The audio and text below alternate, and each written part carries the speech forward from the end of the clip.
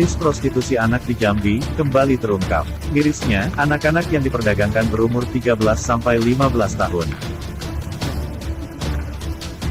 4 tersangka pelaku diamankan oleh Polresta dan Direktorat Reserse Kriminal Umum Polda Jambi.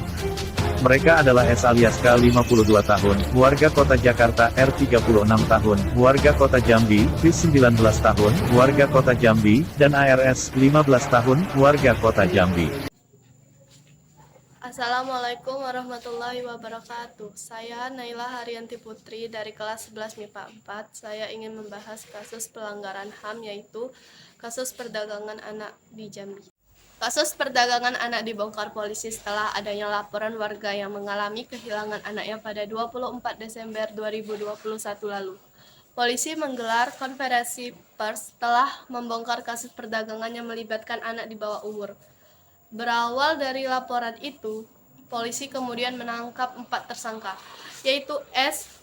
Sudin, 52 tahun, warga Jakarta sebagai pelaku kekerasan seksual, serta muncikari berjumlah 3 orang, yaitu R 36 tahun, P 19 tahun, dan ARS 15 tahun. Ketiga muncikari diketahui sebagai warga Jambi. Dari hasil pemeriksaan polisi antara pelaku S dengan 2 orang muncikari, R dan P, sudah saling kenal. S kemudian menawarkan R dan P untuk mencarikan anak di bawah umur yang dapat ditiduri. Dari tawaran itu, 2 muncikari di R dan P mencari anak di bawah umur, hingga akhirnya ada 30 anak di bawah umur yang sudah menjadi korban perdagangan. Perbuatan keji itu dilakukan pada anak-anak di bawah umur di beberapa hotel Jakarta. Bahkan, usut punya usut, pelaku S ini juga salah satu pemilik hiburan malam di Jakarta. Setiap melakukan hubungan seksual terhadap anak di bawah umur, korban diberikan upah mulai dari 3 juta hingga 3,5 juta. Bahkan korban juga dibiayai transportasi baik jalur darat maupun udara untuk bisa sampai ke Jakarta.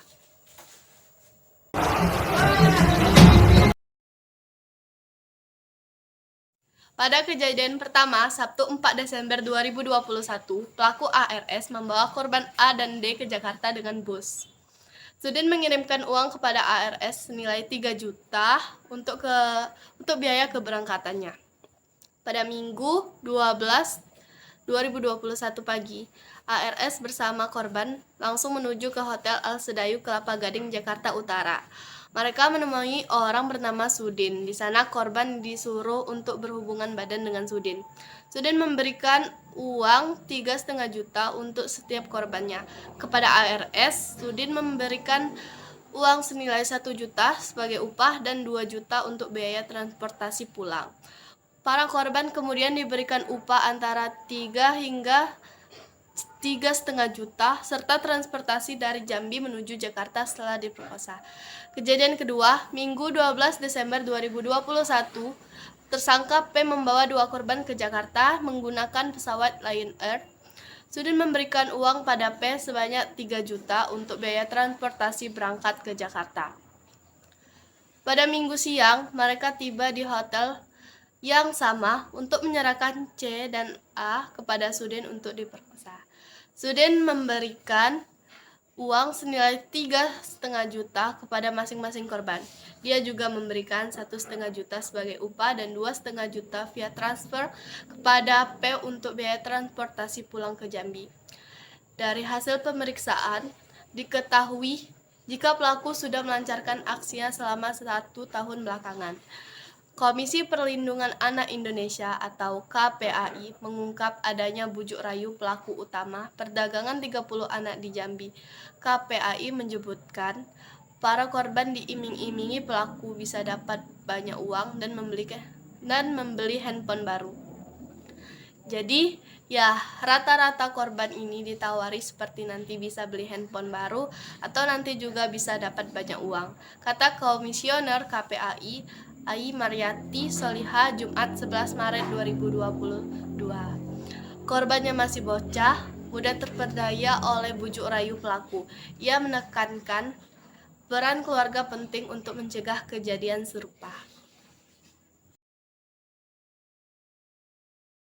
Komisi Perdagangan Anak Indonesia mendorong proses hukum yang optimal terhadap pelaku karena tindak pidana perdagangan orang (TPPO) dan kejahatan seks terhadap anak di bawah umur, melanggar Undang-Undang Nomor 35 Tahun 2014 tentang Perlindungan Anak terkait dengan persetubuhan dan pencabulan, Undang-Undang Nomor 21 Tahun 2007 tentang TPPO yang menempatkan anak sebagai korban.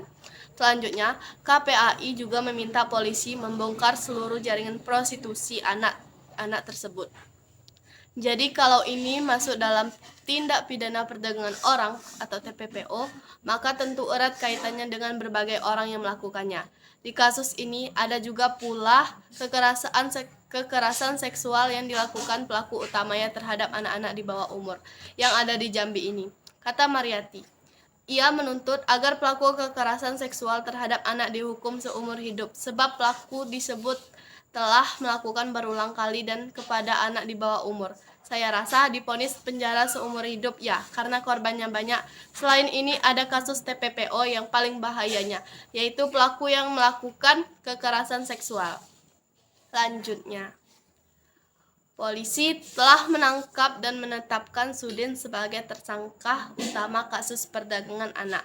Pria 52 tahun ini diduga menjadi aktor utama yang memerintahkan kaki tangannya mendatangkan anak-anak perempuan dari sejumlah daerah ke Jakarta. Berdasarkan laporan Tempo edisi 24 Januari 2022, pelaku mengaku tidak ingat siapa dan berapa jumlah korbannya. Namun polisi memperkirakan jumlahnya tidak kurang dari 30 orang. Selain meminta polisi melanjutkan proses hukum, KPAI juga memberikan pendampingan psikologis pada para korban prostitusi anak-anak tersebut. KPAI menyebut hingga kini sudah ada 16 anak yang berada dalam perlindungan lembaga layanan anak di Jambi, mulai dari Dinas Sosial sampai Dinas Perlindungan Perempuan dan Anak.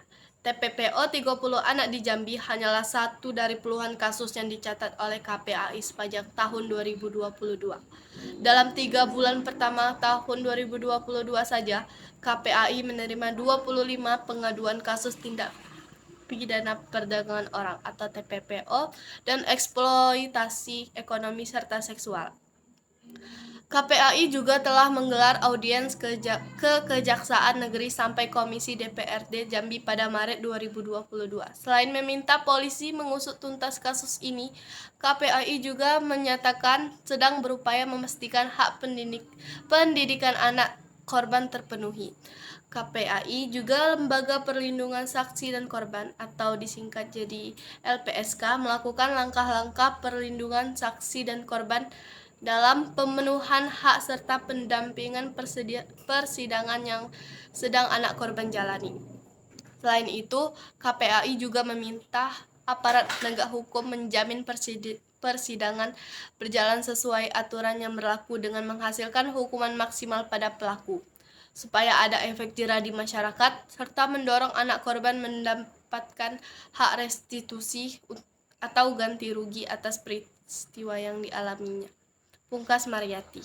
Sekian video presentasi saya tentang pelanggaran HAM, yaitu kasus perdagangan anak di Jambi. Saya akhiri dengan wassalamualaikum warahmatullahi wabarakatuh.